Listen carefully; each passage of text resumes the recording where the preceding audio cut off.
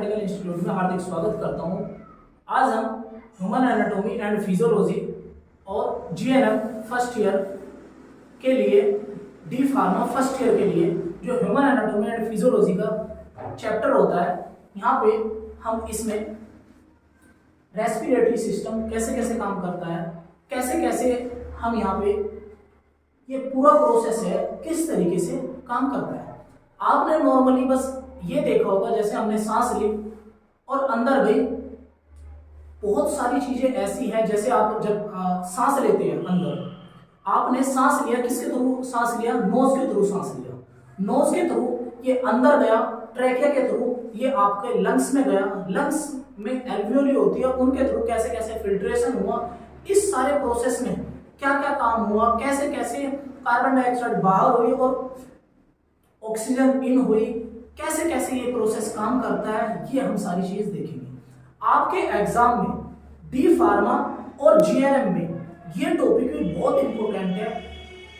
बहुत बार ऐसा होता है ये लॉन्ग में और शॉर्ट में पूछ लिया जाता है डायरेक्टली आपसे, या तो डायरेक्टली ऐसे पूछेगा डिफाइन द रेस्पिरेटरी सिस्टम, या इसका कोई पार्ट्स पूछ लेगा, या डायग्राम पूछ लेगा कैसे कैसे होता है। तो आप लंग्स का डायग्राम बना के दिखा देंगे या एल्वियोली का डायग्राम बना के दिखा देंगे। आपके सामने रेस्पिरेटरी सिस्टम का डायग्राम है। जैसे कि मैंने ये कहा, जो रेस्पिरेटरी सिस्टम है इसका अगर हम डायग्राम की बात करें, यहाँ पे अगर डायग्राम की बात करें, ये हमारा डायग्राम है। यहाँ पे अगर हम देखें, सबसे पहले इन्होंने कहा है नोज। नोज में नेजल कैविटी होती है। नोज के थ्रू जो नेजल कैविटी होती है, नेजल कैविटी होती है, बहुत बार जो डस्ट पार्टिकल होते हैं, जो ये हेयर होते हैं नोज में हल्के हल्के, या नेजल कैविटी होती है, वो उन डस्ट पार्टिकल को रोकने का काम करती है। इसके बाद यहीं पे आ जाता है माउथ, आ जाता है लैरिंग्स, आ जाता है लैरिंग्स, आ जाता है थ्रोट, आ जाता है जो ये वाला मैंने इसोफेगस बताया था, ये सारे पार्ट्स आ जाते हैं। लैरिंग्स क्या होता है? ये एक तरह का ध्वनि तंत्र होता है, इसी के थ्रू हम आवाज निकालते हैं। बहुत बच्चों में या आपने ह्यूमंस में देखा होगा, डिफरेंट टाइप के इंसान आवाज निकाल देता है, किसी को कॉपी कर लेता है, किसके थ्रू? सब चीज लैरिंग्स के थ्रू करता है। ये बहुत ही मोस्ट इंपोर्टेंट पार्ट है। आप यहीं पे जब ये जो आपकी ध्वनि एयर होती है, एयर आपके ये राइट लंग्स है और ये लेफ्ट लंग्स होता है। आपका ये राइट लंग्स होता है और ये आपका लेफ्ट लंग्स होता है। यहाँ पे जैसे अगर हम राइट लंग्स की बात करें, ये तीन पार्ट, यहाँ पे ये होता है लेफ्ट लंग्स और ये होता है राइट लंग्स। लेफ्ट लंग्स में यहाँ पे ब्रोंकाई होते हैं और ये रिब केज होते हैं। ये जो रिब्स बने हैं ना, ये रिब केज बोलते हैं। और जो ब्रोंकाई होती है, ब्रोंकाई जो ये होती है यहाँ पे, ये इस तरह की क्या होती है? ब्रोंकाई होती है। और इसके बाद ये किस में बढ़ जाती है? एल्वियोली में बढ़ जाती है, अलग अलग पार्ट्स में डिवाइड होनी शुरू हो जाती है। ये क्या होता है? लैरिंग्स से ये क्या है? ये ट्रैकिया है। ट्रैकिया होता है, ये इसे प्रोटेक्ट जो काम करने का काम कर रही है यहाँ पे, इसे क्या कहते हैं? प्लूरा मेम्ब्रेन कहते हैं। प्लूरा मेम्ब्रेन लंग्स को प्रोटेक्ट करने का काम जो करती है, जैसे मैंने हार्ट में आपको बताया था, उसको भी प्रोटेक्ट करने का काम करती थी लेयर। ऐसे यहाँ पे देन इसके बाद जब ये डिवाइड हो जाता है, ये एल्वियोली में डिवाइड हो जाता है, तो एल्वियोली का क्या काम है? तो यहाँ पे एल्वियोली इस टाइप से होती है, इस तरह से होती है, गुच्छेनुमा होती है एल्वियोली। ये ब्रोंकाई होती है, ब्रोंकाई डिवाइड होगी एल्वियोली में। देखो ये एल्वियोली दिखा रखी है, ये इस तरीके से आपकी एल्वियोली होती है। एल्वियोली की स्ट्रक्चर इस तरीके से होती है। अब कैसे कैसे डाइजेशन होता है, हम उस चीज ओके सर, कोई नहीं, रुको मत।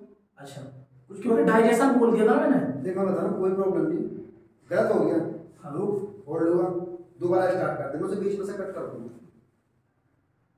हमने यहाँ से दोनों प्रोसेस बता दिए, कैसे कैसे नोज के थ्रू हमारा रेस्पिरेशन हुआ, एल्वियोली के थ्रू, डायग्राम के थ्रू हमने एक रफ व्यू देख लिया।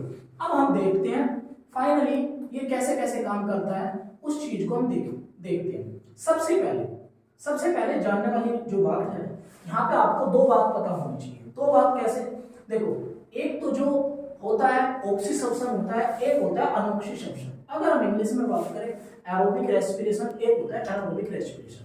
रेस्पिरेशन के दो प्रोसेस है। जैसे कि देखो, सबसे पहले जो रेस्पिरेशन ऑक्सीजन की प्रेजेंस में होता है। कहने का मतलब जो ह्यूमंस होते हैं उनमें ऑक्सीजन कैसा होता है, एनारोबिक होता है, ऑक्सीजन की प्रेजेंस में होता है। ऑक्सीजन की प्रेजेंस में होता है और कैसे होता है, जो ग्लूकोज होता है, ग्लूकोज का ब्रेकडाउन कौन करते हैं, ऑक्सीजन करती है। सपोज करो हमने कोई भी चीज खाई, ग्लूकोज इनटेक किया, कार्बोहाइड्रेट मतलब लिया, हम सांस भी ले रहे हैं, ऑक्सीजन ले रहे हैं, ये ऑक्सीजन इसका ब्रेकडाउन कर देती है किस किस में, CO2, H2O और ATP।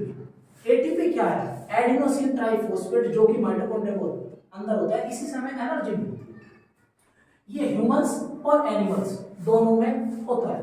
एक होता है एनारोबिक रेस्पिरेशन, एनारोबिक रेस्पिरेशन भी सेम होता है, ग्लूकोज का ब्रेकडाउन ऑक्सीजन ही करती है, CO2 और H2 और ATP। ये किस किस में होता है, बैक्टीरिया। एग्जाम्पल यहाँ पे जैसे मैंने ये कहा, हम कैसे कैसे सांस लेते हैं और कैसे कैसे प्रोसेस होता है। हमने एयर इनटेक करी, किसके थ्रू एयर इनटेक करी, नोज के थ्रू इनटेक करी। फिर ये कहाँ पे चली गई, ट्रैकिया या विंड पाइप। मैंने विंड पाइप ऐसे आपको बना के भी दिखाया था। एपिग्लोटिस लेयर होती है, यहाँ पे एक फूड पाइप होता है, एक विंड पाइप होता है। ये विंड पाइप है, ये फूड पाइप है, ये लंग्स में चला जाता है, ये पैनक्रियास में चला जाता है, स्टोमक में चला जाता है, सॉरी। इस तरीके से ये मैंने आपको प्रोसेस बताया था। उसके बाद ये लंग्स में जाती है, ब्लड के थ्रू हीमोग्लोबिन इसे लेके चला जाता है किसके पास, अदर ऑर्गन्स के पास, और ये आउटर हो जाती है। CO2 आउटर कैसे होती है, ऑक्सीजन इन कैसे होती है। अब हम इस प्रोसेस को देखते हैं। इससे पहले आप ये चीज जान लो, हमने अभी तक सिर्फ इतना जाना, जो हम रेस्पिरेशन कर रहे हैं लंग्स के थ्रू हमारा रेस्पिरेशन हो रहा है, ठीक है। जब लंग्स के थ्रू रेस्पिरेशन हो रहा है, कौन कौन से उसमें फंक्शन है जो उसमें हेल्पफुल है, जैसे कि मैंने नोज के थ्रू कहा, नेजल कैविटी हो गया, ट्रैके के थ्रू वो लंग्स में आ गया, और एल्वियोली होगी। ये सारा प्रोसेस हुआ। बहुत सारे अलग अलग भी वो चीज होते हैं जो अलग अलग तरीके से रेस्पिरेशन करते हैं। हम ह्यूमंस बीइंग और एनिमल्स क्या है, सिर्फ और सिर्फ लंग्स के थ्रू रेस्पिरेशन करते हैं। लंग्स के थ्रू रेस्पिरेशन करते हैं, कौन कौन करते हैं, ह्यूमन बीइंग, बर्ड्स, फ्रॉग, मेंढक।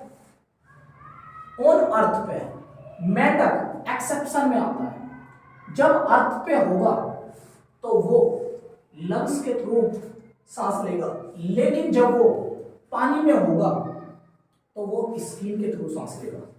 बहुत बार वन लाइनर क्वेश्चन में ये पूछ लिया जाता है, आपको हमेशा ध्यान रखना है।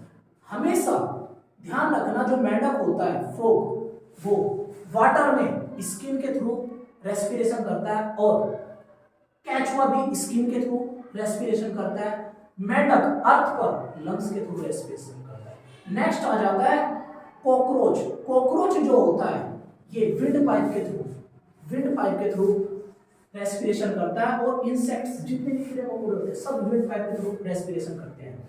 जनरल बॉडी सरफेस से अमीबा जो होता है, यूनिसेलुलर जो होते हैं, ये सभी जनरल बॉडी सरफेस से रेस्पिरेशन करते हैं। स्टोमक से, स्टोमक बोले तो वात, स्टोमक वातरंग, इनसे जो प्लांट होते हैं वो रेस्पिरेशन करते हैं, और जो फिश होती है वो गिल्स, गलफड़े से सांस लेती है।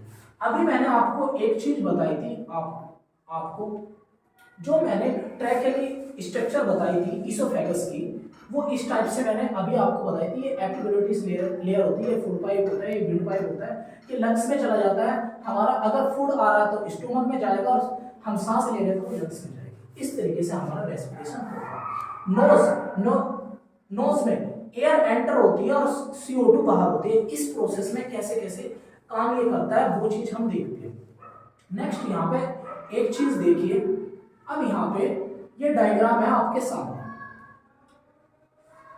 इसके बाद हम डायग्राम देखेंगे। जो ये धमनी तंत्र होता है, हम इसे वोकल कॉर्ड भी बोलते हैं। जो आपका धमनी तंत्र होता है, मैंने अभी आपको बताया, यहाँ पे धमनी तंत्र होता है, ये इसे हम वोकल कॉर्ड भी बोलते हैं। बहुत बार ऐसे पूछ लिया जाता है, जो लंग्स की स्टडी होती है उसे क्या कहते हैं, पल्मोनोलॉजी कहते हैं। ये कलर कैसा होता है लंग्स का, पिंक कलर का होता है। वेट कितना होता है, 1.5 to 1.7 किलोग्राम होता है। शेप कैसी होती है, स्पंज, मुट्ठी। और मेम्ब्रेन कैसी होती है, प्लूरा मेम्ब्रेन होती है। मेम्ब्रेन जो होती है प्लूरा मेम्ब्रेन होती है, स्पंज के आकार का ही होता है।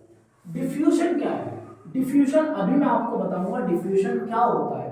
अब यहाँ पे आपके सामने ये डायग्राम है, ये सबसे ऊपर लैरिंक्स होता है, ध्वनि तंत्र जिसे मैंने बोला, और ये ट्रैकिया में जब आप सांस लेते हैं ट्रैकिया के थ्रू आपका सांस अंदर आता है हमारी बॉडी में। जैसे ट्रैकिया के थ्रू आया सांस, यहाँ से जैसे ये एंटर करा, ये दो भागों में बढ़ जाता है, लंग्स में आते ही।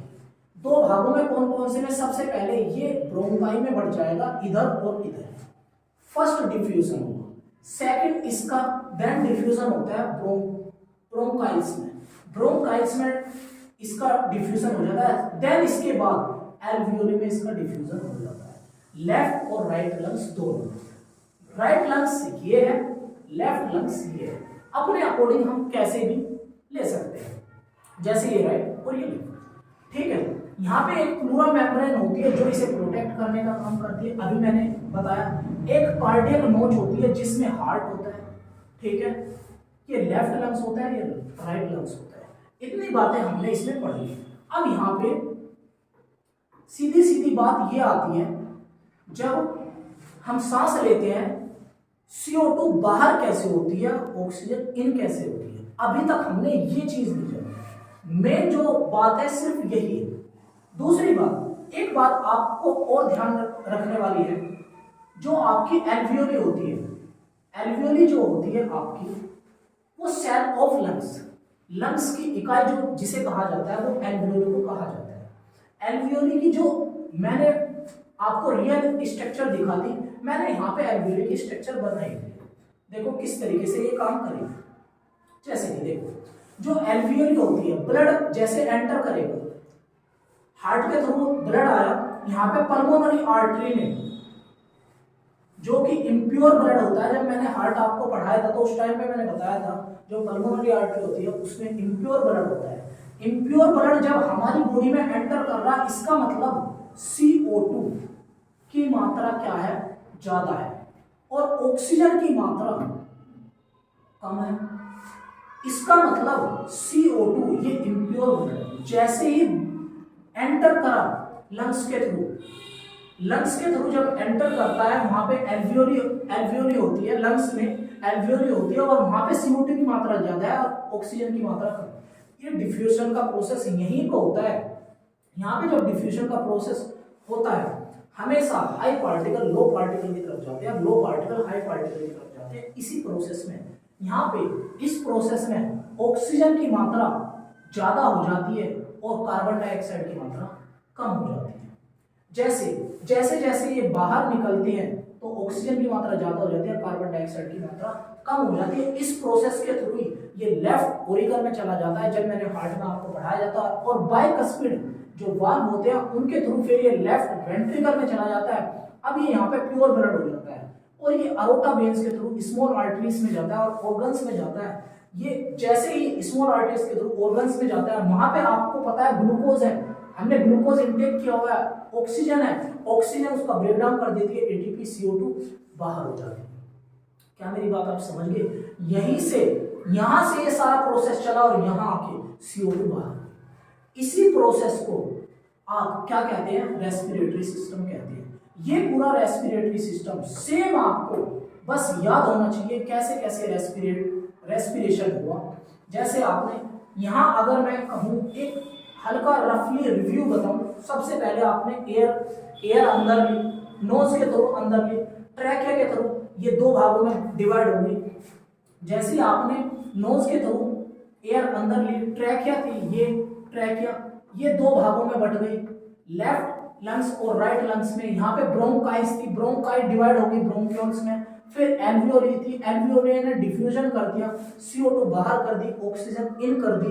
उसके बाद ये पल्मोनरी वेन्स में चला गया ब्लड, उसके बाद लेफ्ट ओरिकल के थ्रू लेफ्ट वेंट्रिकल में चला गया, बाइकस्पिड वॉल्व के थ्रू अरोटा वेन्स में चला गया। अरोटा वेन्स ने जो स्मॉल ऑर्गन्स है सभी में डिवाइड कर दिया, और स्मॉल ऑर्गन में हमारे क्या है? ग्लूकोज है। ग्लूकोज का ब्रेकडाउन कौन करता है? Glucose C6H12 O6। इसका ब्रेक डाउन करने का काम कौन करती है? ऑक्सीजन करती है। और जैसे ही ऑक्सीजन ने इसका ब्रेक डाउन करा तो CO2 बना और प्लस H2O बना और प्लस ATP बना। H2O बाहर निकल गया, जिसकी वो CO2 बाहर निकल गया, जिसकी हमें जरूरत नहीं है। ATP हमें मिल जाता है, वाटर को मिल जाता है। यही जो रेस्पिरेशन का प्रोसेस है, सिर्फ यही है जनरली। आपने अगर इतना याद कर लिया और इतना एग्जाम में लिख लिया, यही सफिशिएंट है। Thank you so much.